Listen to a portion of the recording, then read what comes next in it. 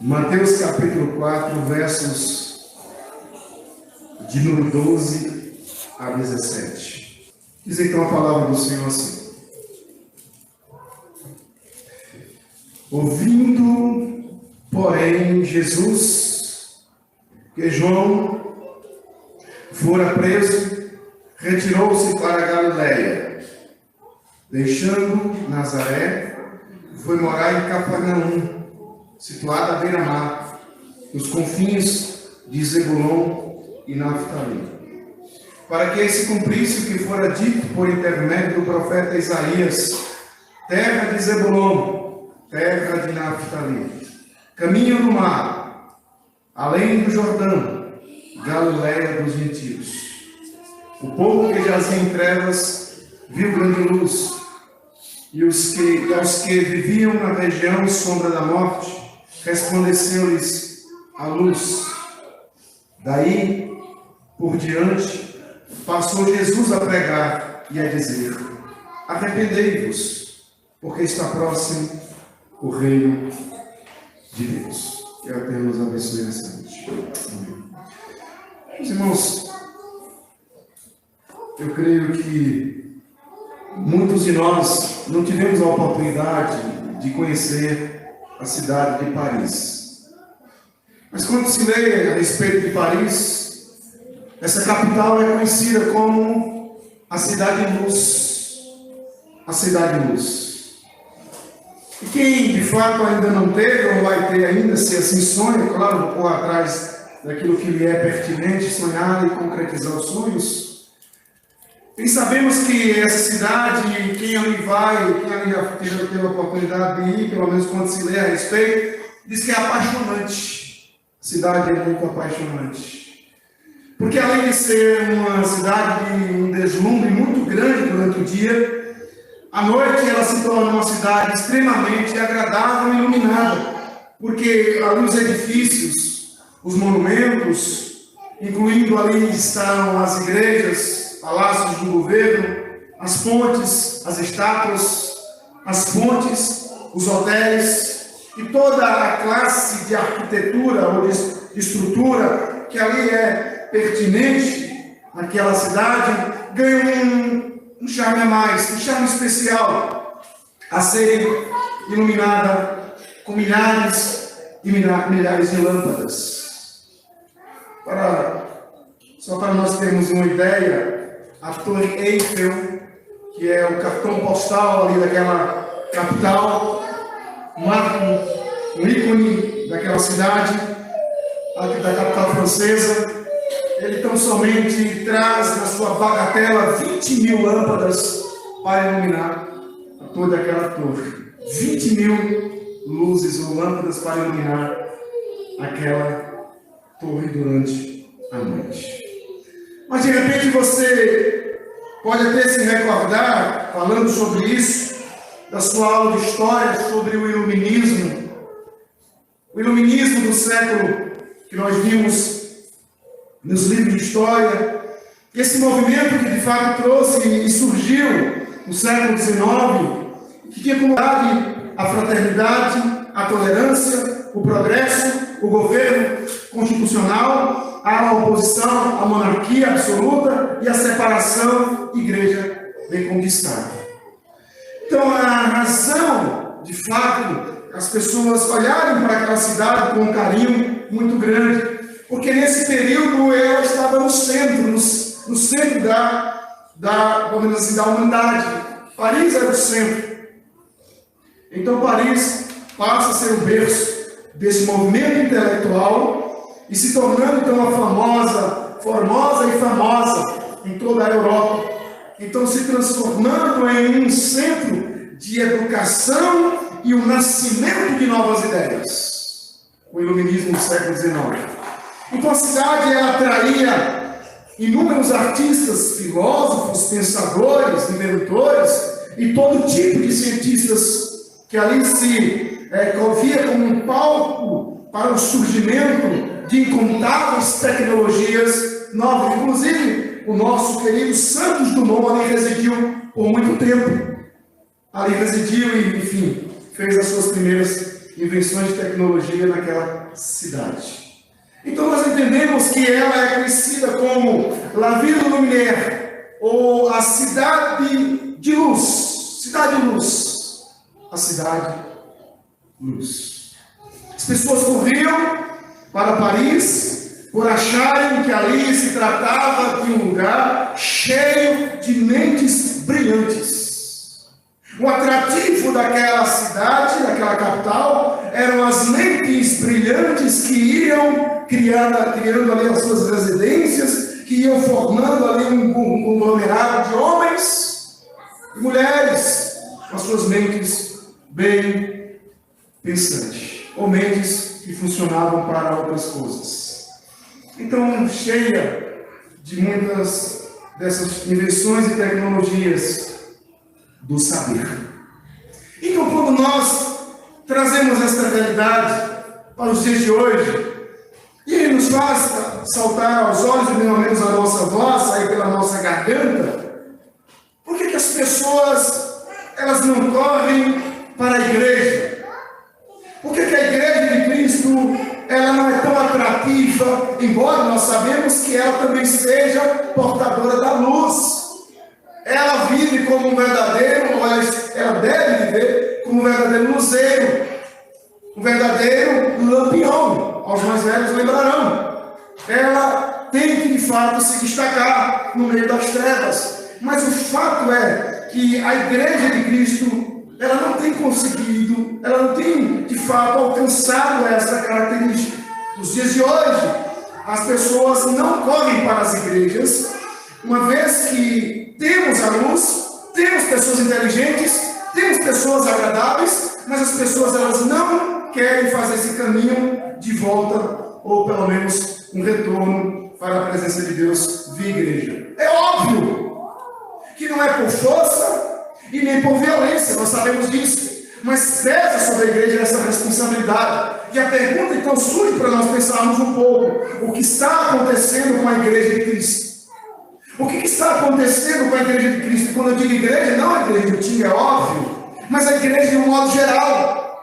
Uma igreja que está se tornando como uma verdadeira edificação, um edifício, mas sem muitas colunas. Ele fica meio molão para lá, para cá, sem saber para qual destino seguir. Nós nunca tivemos tantos evangélicos no país, mas não há uma transformação moral, não há uma transformação de caráter, não há uma transformação de princípios dentro da igreja do Brasil, a igreja evangélica brasileira. Está acontecendo com a igreja de Cristo. Ela se julga contínua e continuada a ter a luz do Evangelho. Então nós precisamos ensinar vidas aos que estão em torno, que estão apenas conhecendo o caos. A responsabilidade é nossa. E é exatamente isso que Jesus Cristo faz. Jesus Cristo nos dá o exemplo de como a igreja, de como o colégio apostólico, de como aqueles que aproximarão da sua santa palavra, da sua santa missão, têm que desempenhar o seu papel. Desempenhar o seu papel. Mas eu convido você para nós meditarmos nesse texto, dessa passagem, após entendermos anos de espera, profecias e mais profecias, e é exatamente aqui o fechamento, o cumprir de uma profecia de 700 anos, mais ou menos. Aquilo que Isaías vai falar, nós estamos vendo a concretização aqui nesse exato momento. Então, a espera chegou, a espera acabou, e é hora de começar. A luz agora começa, assim como a aurora da manhã, que o sol vai aproximando, até se tornar dia claro. Aqui nós temos o início. A aurora começa agora a despontar, para que aqueles que estavam vivendo nas trevas possam ver a luz. Tudo está certo no cronograma marcado, tudo está de fato registrado nas sagradas letras. Está no ponto certo, no lugar certo, pela proclamação certa, com os parceiros certos, no plano certo, para o propósito certo. Então tudo se encaixa. E é maravilhoso o texto. O texto é maravilhoso. Então, o verso 12 diz assim, convido você. Ouvindo Jesus, porém Jesus, que João fora preso, retirou-se para a Galiléia. No verso 12, nós temos a descrição de Mateus, assim como Marcos e Lucas vai narrar também, os sinóticos, essa história. João Batista agora é preso. João Batista é tirado de circulação. Poderíamos dizer que a chama da vida do João Batista é dissipada. A luz de João agora está sendo roubada. A luz que João tinha para proclamar as verdades do reino de Deus está sendo agora dissipada.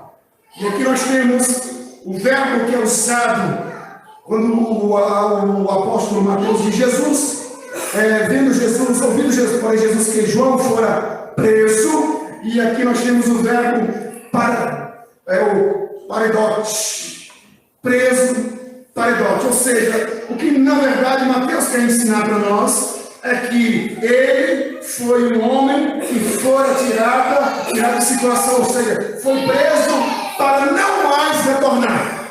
A expressão é essa, que ele é preso, poderia ser julgado, sentenciado, mas nós não sabemos o desfecho da história. Óbvio, nós lemos aqui e lá na frente nós vamos saber que ele vai ser decapitado. Mas o texto em questão vai dizer, com essa expressão, com esse verbo do paredote, simplesmente que ele foi preso e foi entregue para mostrar que não havia mais perspectiva de João Batista retornar suas atividades. E nós sabemos o desfecho. Encerrou suas atividades. Ele cumpriu sua missão. Mas o reino de Deus continua com ou sem João Batista. E é interessante isso. João Batista, ele cumpre o seu papel.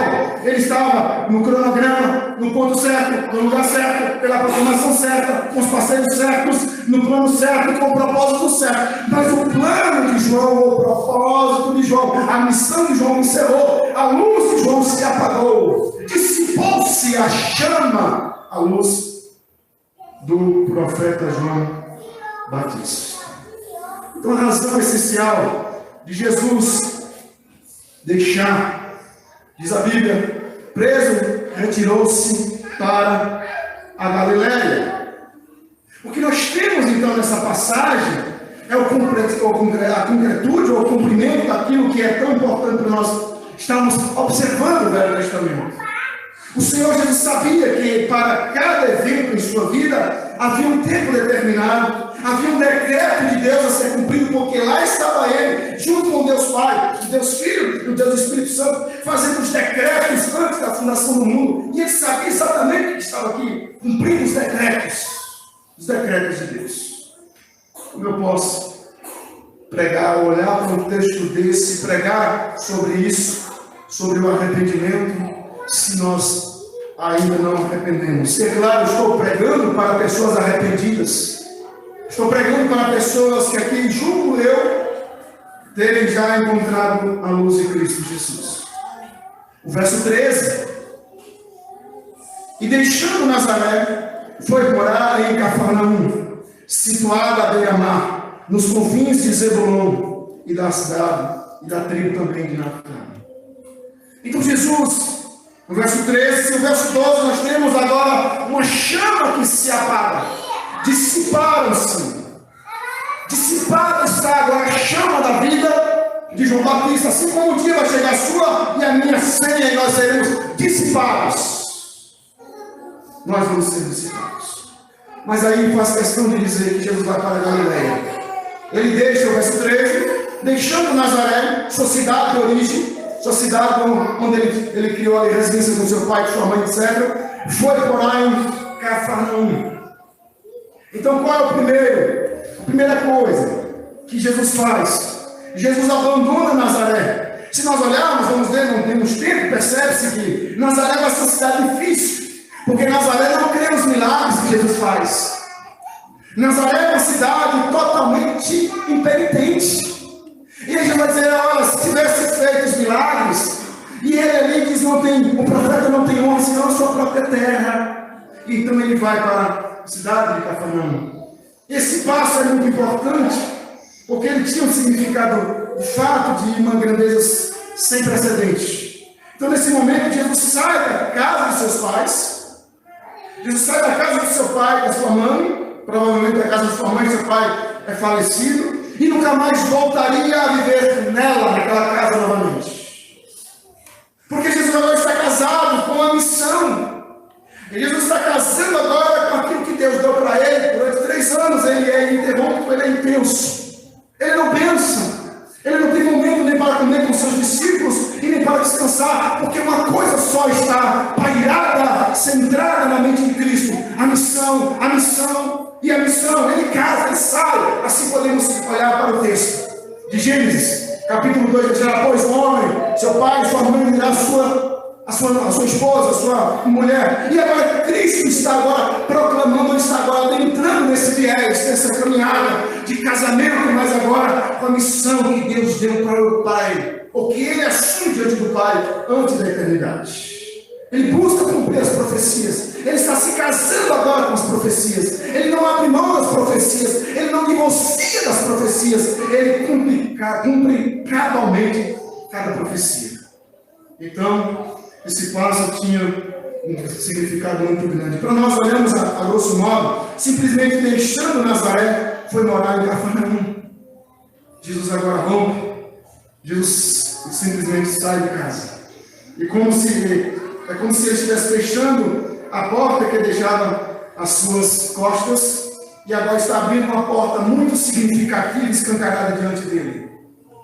Então aqui o mestre nos ensina o corte definitivo entre o velho e o novo. Repito, o Senhor Jesus Cristo está nos mostrando que tem que ter um corte, um rompimento significativo do velho com o novo. Embora Cristo não teve pecado, Cristo foi um homem que viveu por 33 anos sem pecado, mas Cristo está dando um exemplo para nós como homem, que devemos abandonar o velho para estarmos iniciando uma nova história com o novo. Então na vida temos esses momentos de decisão. Eu creio que todos nós aqui estamos nessa noite tomando decisão. Decisões foram tomadas: casar ou não. Tomei a decisão, casei. Nós tivemos a decisão de escolher filhos, tivemos filhos. Escolher aquele emprego ou esse emprego. Decisões. E dentre as muitas outras decisões, nós escolhemos tomar uma decisão. A decisão mais importante da nossa vida: aceitar ou não o Evangelho de Cristo. Ninguém aceita Jesus. Você não aceita Jesus, eu não aceito. Mas eu aceitei o Evangelho de Cristo Jesus, e a partir desse momento eu trilho subjugado a obediência ao Evangelho de Cristo Jesus. Menos notas. O lugar para onde Jesus Cristo vai. Observe. Diz a Bíblia que Jesus ele sai de Nazaré, rompe com o pai, rompe com a mãe, rompe com a família, agora está iniciando uma nova história. Diríamos que uma nova história Deus tem para nós, né? Deixando Nazaré, foi morar em Cafarnaum. Por que Cafarnaum? Aí você vai dizer: pastor, simplesmente para cumprir a profecia de Isaías. É óbvio, claro, você já leu o presbiteriano no início, nós sabemos. Mas por que exatamente Cafarnaum? O que Deus e sua infinita graça tem? Então a palavra Cafarnaum, nós sabemos, significa literalmente vila de Naum. Naum significa compassivo ou homem cheio de compaixão. Então Cristo está simplesmente dizendo que ele agora está indo morar na vila da compaixão. Jesus está indo para a vila da compaixão. Cafarnaum, mais ou menos significa isso no grego. Então Jesus adotou de tal forma, se nós pegarmos o capítulo 9, por favor, mais à frente um pouquinho, o verso 1 diz assim: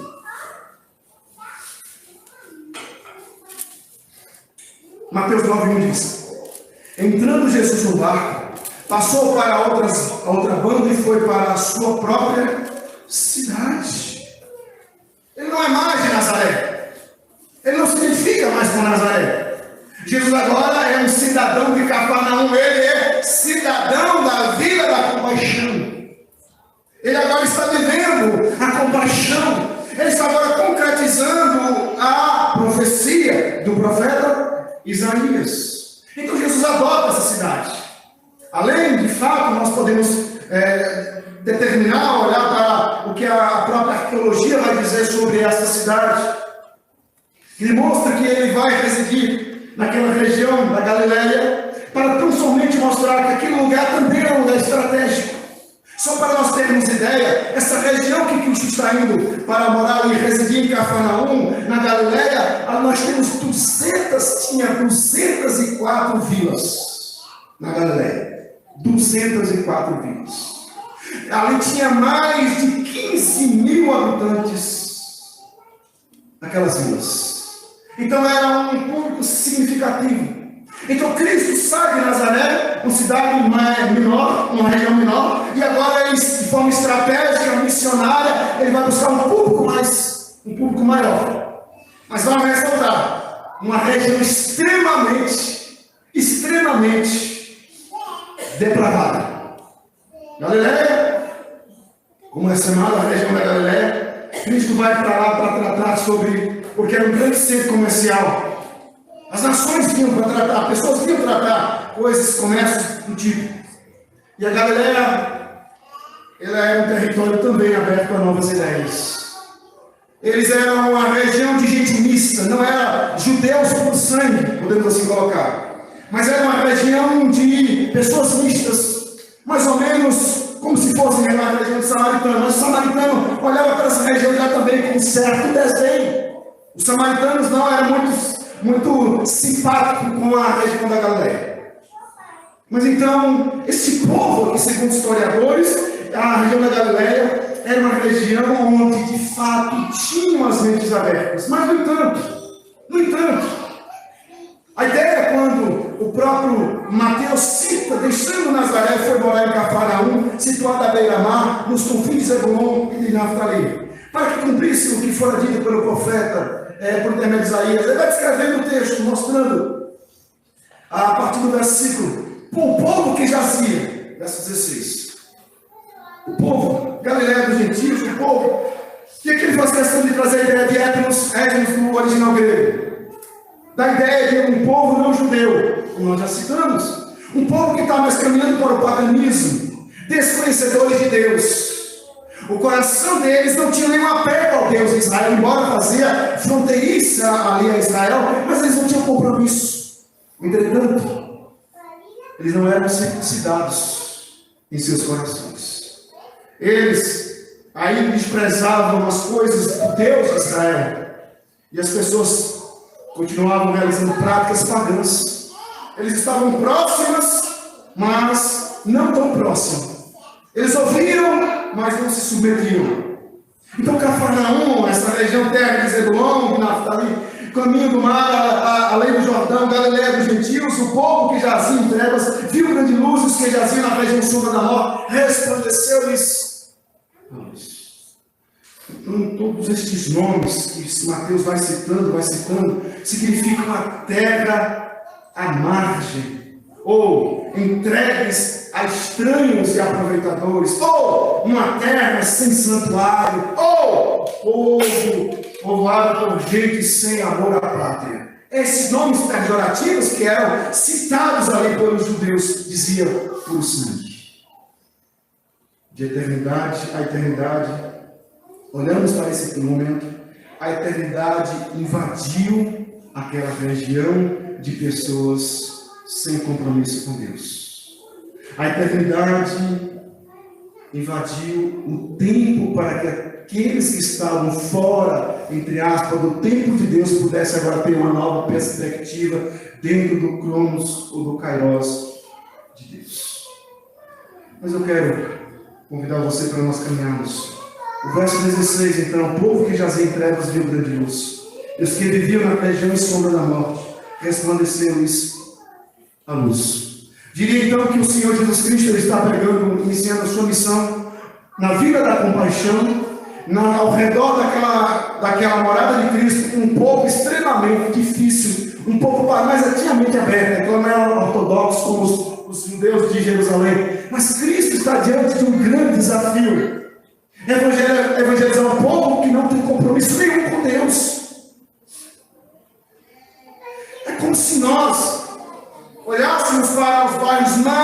difíceis da nossa cidade. E diríamos, como fazer? Como plantar a igreja lá? Como ir para lá? Fazer o que lá? É difícil, vai ser difícil. E Cristo tão somente está dizendo que assim como o mundo, a humanidade estava vivendo a mesma realidade que ela estava contida naquela região da Galileia. Aquela região, ela traz uma tipologia da humanidade desesperada, perdida, vivendo na sombra da morte. E ali Cristo inicia literalmente o seu ministério. O povo que andava em treva viu grande luz, e os que habitavam na terra da sombra da morte, resplandeceu-lhes a luz. No original, hebraico, a palavra escuridão que nós temos aqui é morte. Então essa palavra traz a ideia de uma penumbra de tristeza. Não é só escuridão, algo que faltou a luz, não. Mas é algo que traz uma penumbra de tristeza, uma escuridão de melancolia. E essa penumbra, de fato, é o descaso. Um lugar que é obscuro, um lugar que é tomado pela ignorância. Um lugar que é tomado pelo descaso sobre Deus, sobre o Deus de Israel. Mas diz a Bíblia então que ali brilhou a luz de Cristo Jesus. Sobre o povo que é ignorante, sobre o povo que vivia uma tristeza, sobre o povo que vivia debaixo de uma penumbra de melancolia. Ali então esse Deus que foi misericordioso rompe com todos e tantos quantos estavam próximos dele para iniciar um novo ministério significativo naquela região. Então João Calvino tem uma frase muito interessante. Ele diz o seguinte, que fora de Cristo não existe sequer uma fagulha de luz genuína. Por mais que a pessoa seja boa, por mais que a pessoa tenha compaixão, por mais que essa pessoa ela tenha, de repente, o coração para agir em misericórdia com o próximo, pode haver certa aparência de luminosidade, porém, se assemelha apenas a um relâmpago rápido que perde a sua essência. A grande luz se encontrou com a grande escuridão. A grande luz, ela entra agora em choque com a escuridão. Então a Bíblia ensina, meus irmãos, que a caminhada da igreja de Cristo Jesus é um encontro constante, é um encontro de bater de frente com as trevas. E nós não podemos de maneira nenhuma vivermos uma vida apática, uma vida sossegada, se nós estamos vivendo uma verdadeira batalha espiritual. A grande luz se encontrou com a grande escuridão.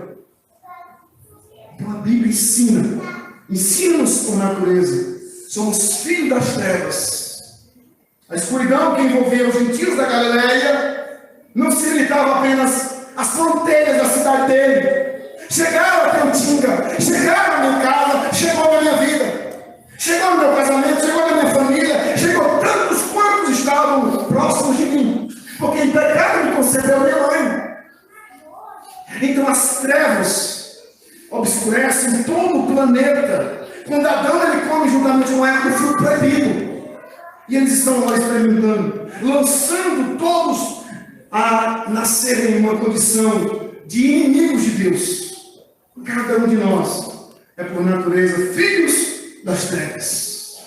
Cada um de nós, por natureza, sempre vai preferir praticar as obras das trevas e não a da luz, porque a da luz é algo que dói, que nós temos que olhar para o Cristo, porque é mais fácil nós darmos um tapa, é mais fácil nós falarmos como o próprio Moisés. Olho por olho, dente por dente, se pisar no teu pé, pisa no pé dele também. Mas Cristo vai fazer a reinterpretação da lei, dizendo: aquele que quiser bater a face dele também a outra, quem quiser ir com você uma milha, vai com ele duas. Longanimidade, tolerância. Porque ser luz no mundo de trevas não é fácil, não tem sido fácil, porque a luz não está conseguindo de fato quebrar, impactar ou confrontar as trevas. A luz de Cristo, a luz da igreja de Cristo está se ofuscando. Comentava com a Cléia. Hoje, o pastor Nivaldo Dias Casimiro está agora lá em Roma,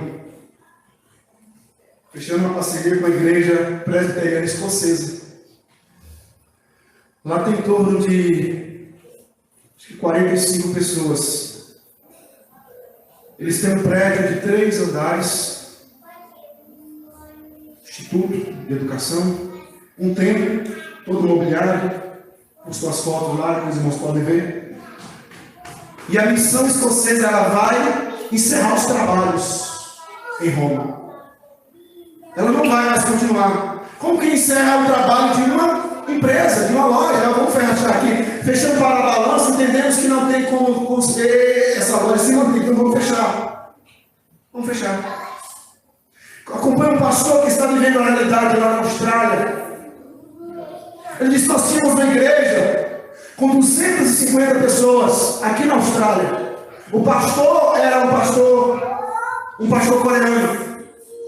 Só que teve um problema lá e ele teve que revoltar para a Coreia. Hoje essa igreja foi reduzida a 24 membros. E ele disse: gente, ore. Porque essa igreja aqui na Austrália já teve 250 membros. Um auditório belíssimo lá em Bosta Foto. Ela está retrocedendo. As trevas estão avançando. O reino de Deus está perdendo território. A Europa agora está se recebendo milhares e milhares de missionários brasileiros e coreanos. Os Estados Unidos, que é o pai da igreja brasileira, a presbiteriana brasileira, estão enviando missionários porque é um país pós-bíblico, um país pós-verdade.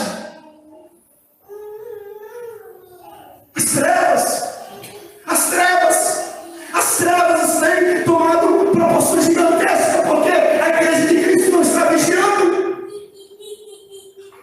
Os que estão vivendo na sombra da morte, eles simplesmente, se você chegar na noite mais escura, uma noite de uma roça, enfim, de um campo, e se você chegar ali e acender um isqueiro, uma coisa assim, um fósforo, você vai ver que aquelas trevas todas são dissipadas por fagulha. Uma simples fagulhazinha, um fósforozinho, e as trevas logo é dissipada. Mas a igreja de Cristo, ela está perdendo. Ela está tudo perdendo o território dentro da própria casa. Não está arrumando hoje também. A senhora postou um vídeo lá. Gente, temos que tomar cuidado com os nossos filhos, não é pregando? Os nossos filhos, assim, os nossos filhos. E a mulher que filmou e gravando, e falou assim: meu Deus, olha para você. A menininha lá na frente, a mulher que com esposo, gosta de subir um bocado de gente na frente, né? A mulher pregante e um bocado de gente assim. Vamos ver um grupo de mulheres. E a menininha dizia assim: como é que é? Bate, enrola e vai de ladinho. Você sabe o que eu quero dizer? E ela pregando que nós temos que vigiar as nossas crianças estão caindo, as trevas do diabo, não sei o quê. E ela pregando, a menininha aqui, ó, do lado dela, bate, enrola e joga de ladinho. E a mulher dela falou: meu Deus, a mulher do meu Deus! E ela falou para as crianças, e a criança do lado dela totalmente, até o pescoço. É claro que a música é um meme aí, enfim, que se tornou, todo mundo tem acesso. Mas isso é o mínimo para mostrar como é sorrateiro, como a coisa é extremamente silenciosa. As igrejas estão morrendo e logo mais chegará aqui. A pergunta é: será que a futura geração, essa que nós vamos deixar, ou os nossos netos, elas suportarão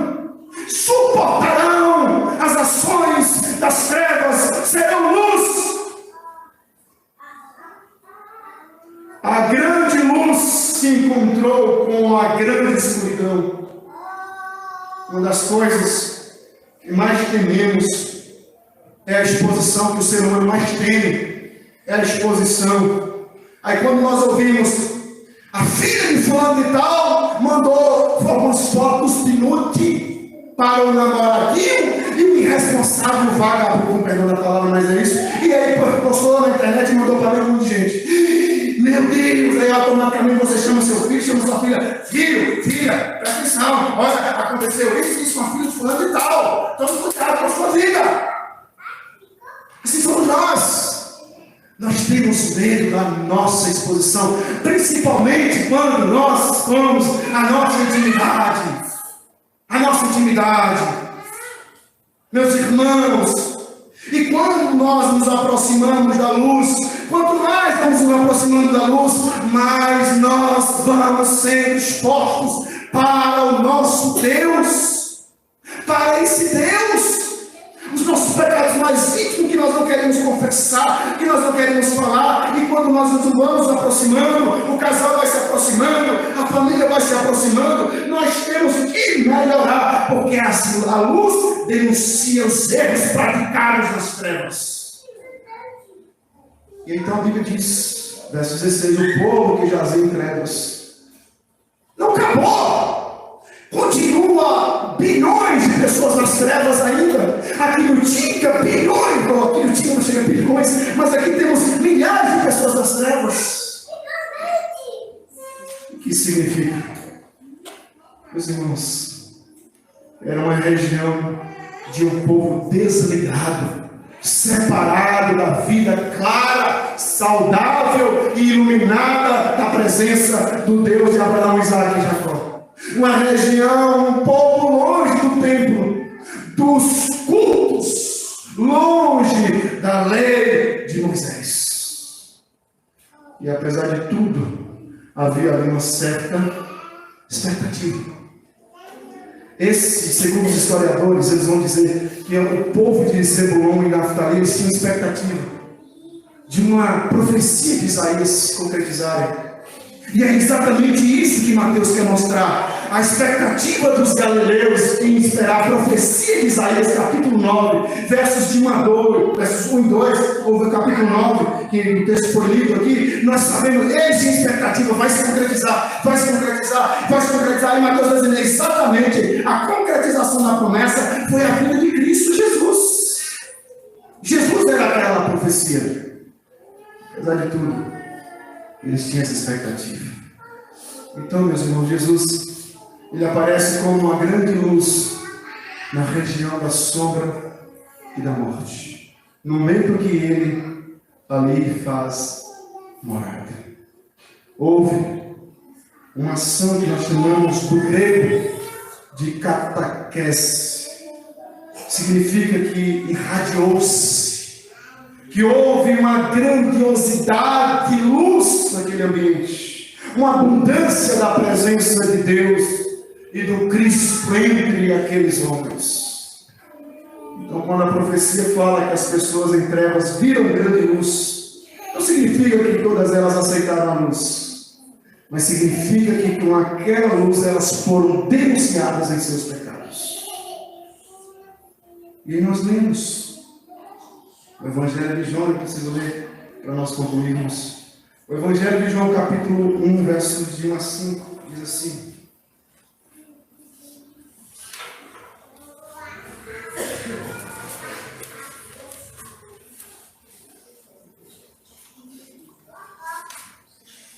no princípio era o Verbo, e o Verbo estava com Deus, e o Verbo era Deus.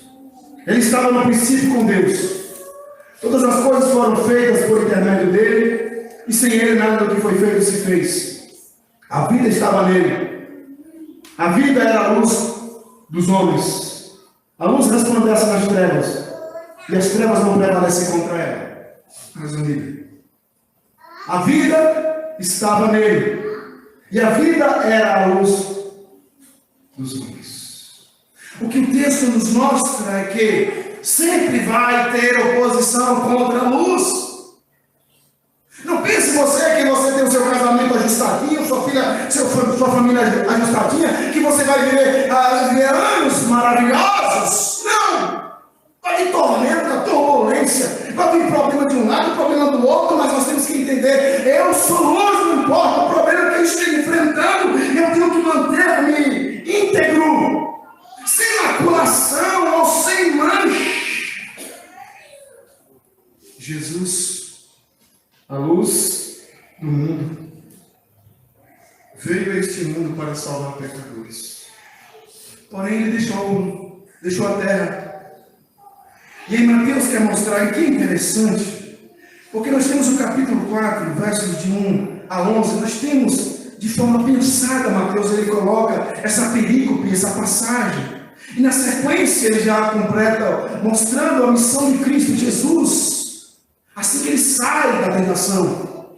O verso 12 ao verso 17, texto em tela para nós apreciarmos nessa noite. Mas quando nós chegamos no capítulo de número 4, verso 18 em diante, nós temos agora que Cristo, como grande pedagogo que é, ele vai deixar agora 12 lâmpadas, 12 insignificantes lamparinhas, 12 insignificantes lâmpadazinhas para dar prosseguimento ao seu projeto de romper-se, de rompimento com as trevas. E aí ele passa a mostrar, e no capítulo 4, do 23 em diante, reconhece Jesus, sendo o quê? Sendo luz, trazendo a luz, mostrando a luz. No verso 25, e da Galiléia, Decápolis, Jerusalém, Judéia e da além do Jordão, numerosa multidão o seguia. E aí Mateus insere o quê?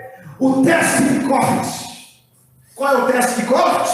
O capítulo 5, as bem-aventuranças. E ele diz assim: vocês querem isso aqui? Senhor, eu quero ser luz, Senhor. Você deixa ser luz. E Jesus vai dizer agora: para você ser luz, você tem que ser o quê?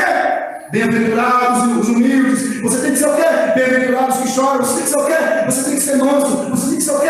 Você tem que ter fome e sede de justiça. Você tem que ser o quê? Misericordioso. Você tem que ser uma pessoa limpo de coração. Você tem que ser o quê? Um pacificador. Para ser luz não basta vir à igreja.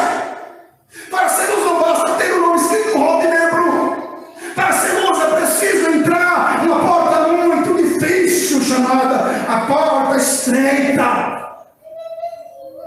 E então nós temos, uma vez que foram aprovados, Jesus diz: vocês que foram aprovados, verso 13, vós sois o sal da terra. Verso 14, vós sois a luz do mundo. Meus irmãos, Cristo nos ensina em sua palavra: muitos são chamados, mas poucos escolhidos para serem verdadeiras lâmpadas, luzes neste mundo de meu Deus. Então, nós temos o texto em questão. Jesus chama os discípulos. Jesus dá a prova para saber quem de fato tem condições de ser discípulo dele.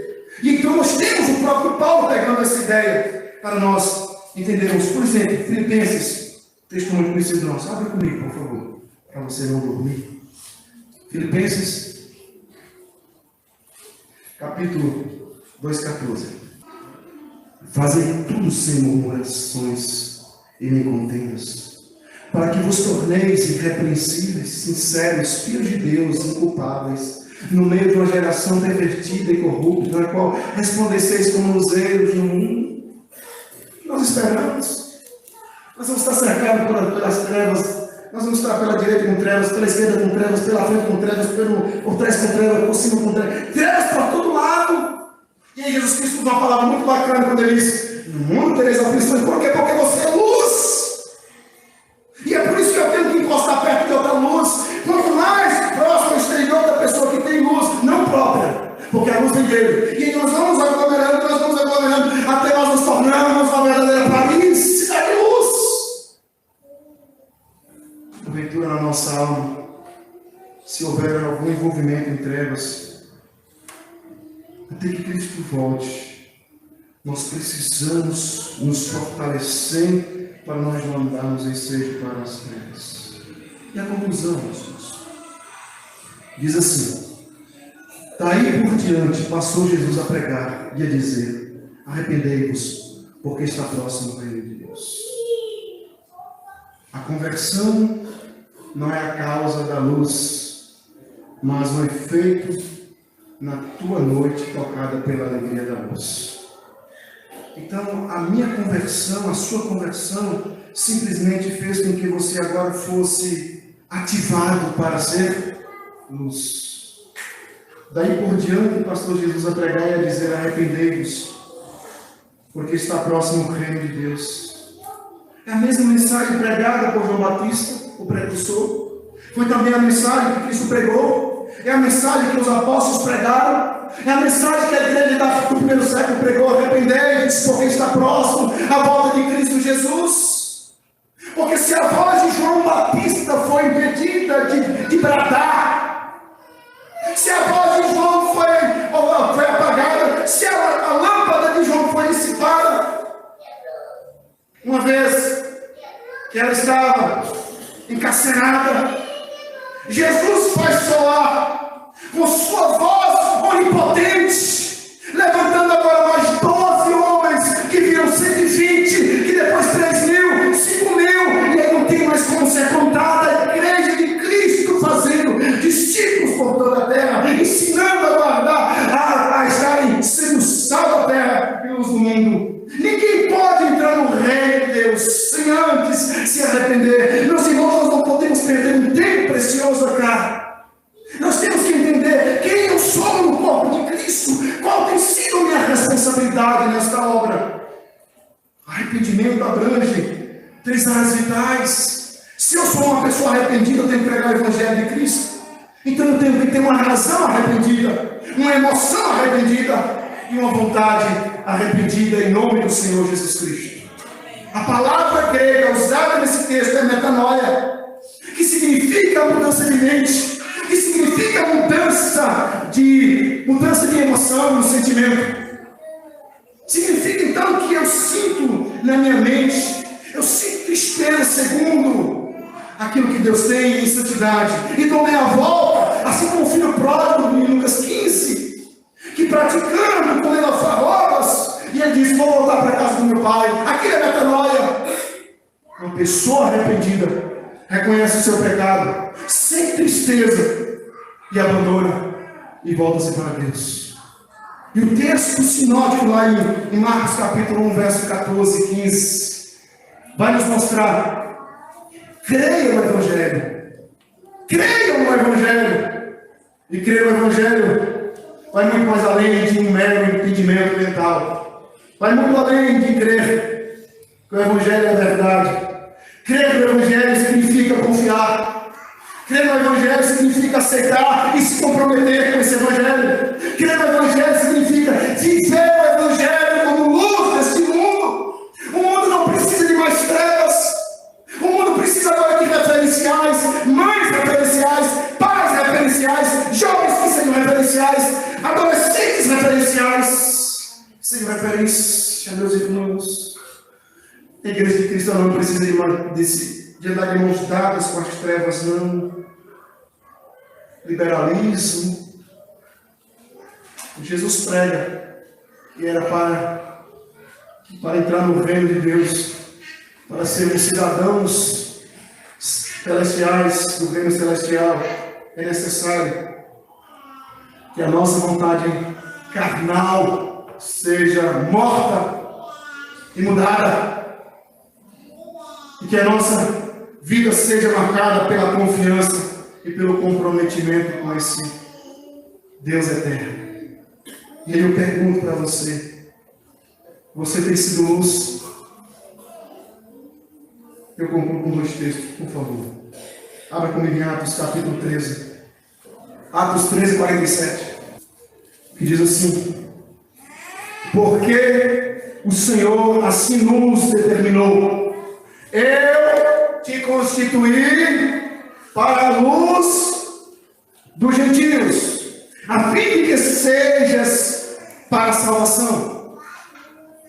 Te constituí, não para viver a verdadeira dia ouvindo o azar. Luz.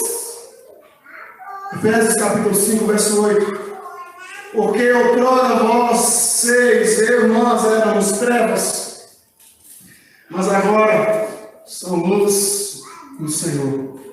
E ele diz: vivam como filhos da luz, não das trevas. Pensamentos liberais, ações que todos lá fora fazem, a igreja está fazendo. Mas o bom de tudo isso é que prestaremos conta ao santo contador de todas as nossas obras, aquele que faz a contagem de tudo. Mas dia ou menos dia, quando bater a nossa senha e nós partirmos, alguém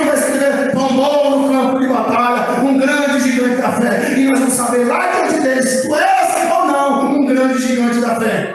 Porque se nós não vivemos em novidade de vida, segundo a palavra do Senhor, sendo sal da terra, luz do mundo, vivam como filhos da luz, nós estamos perdendo tempo. Vós sois luz do mundo. Jesus nos convoca para sermos a luz.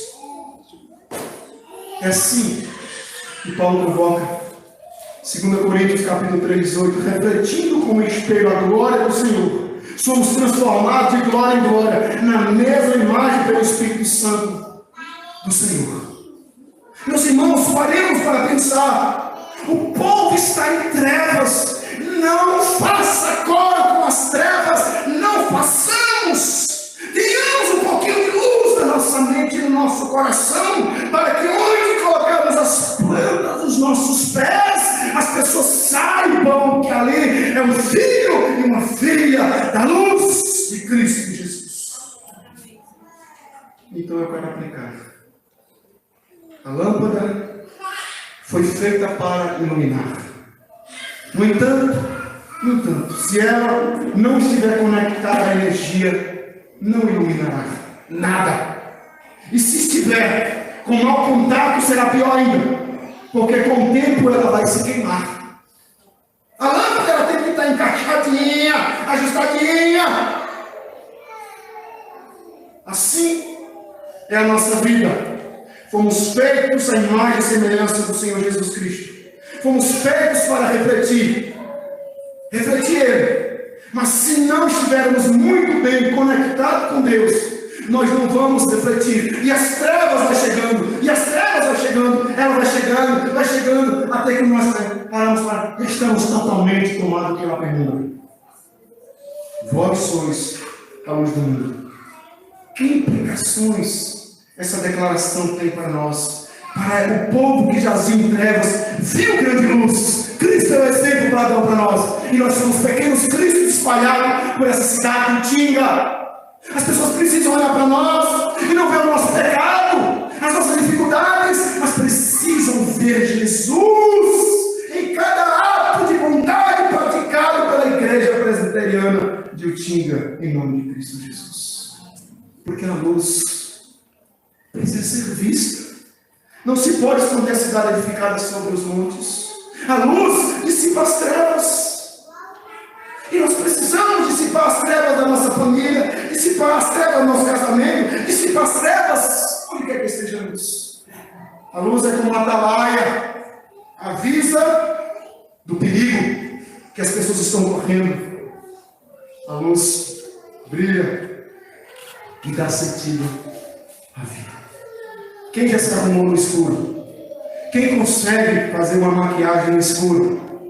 Você só consegue ver se você está bela ou não, se você estiver em luz. Você só consegue contemplar a sua pecaminosidade, a minha pecaminosidade, se nós estivermos na luz.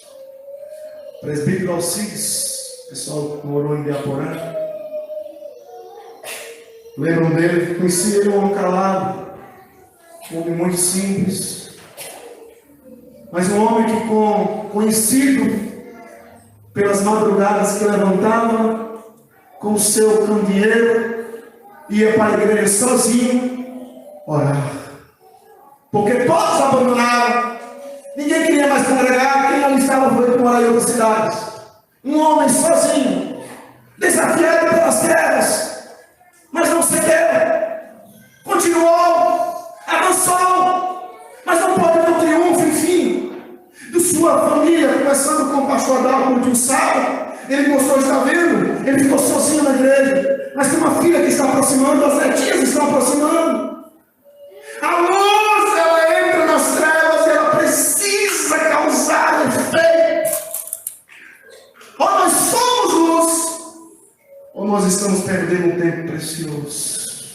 Um único homem, com a sua lâmpada acesa, é capaz de fazer o que John Knox, o que Lutero, e o que propriamente Aristide fez na África do Sul, Lutero na Alemanha e John Knox na Escócia. Aqui na nossa igreja, aqui nessa cidade, onde quer que você esteja, sejamos diferentes, não pela beleza, nem pelo corte de cabelo, nem pela roupa, mas pela luz de Cristo que emana do Espírito Santo em nossas vidas. Oremos ao Senhor.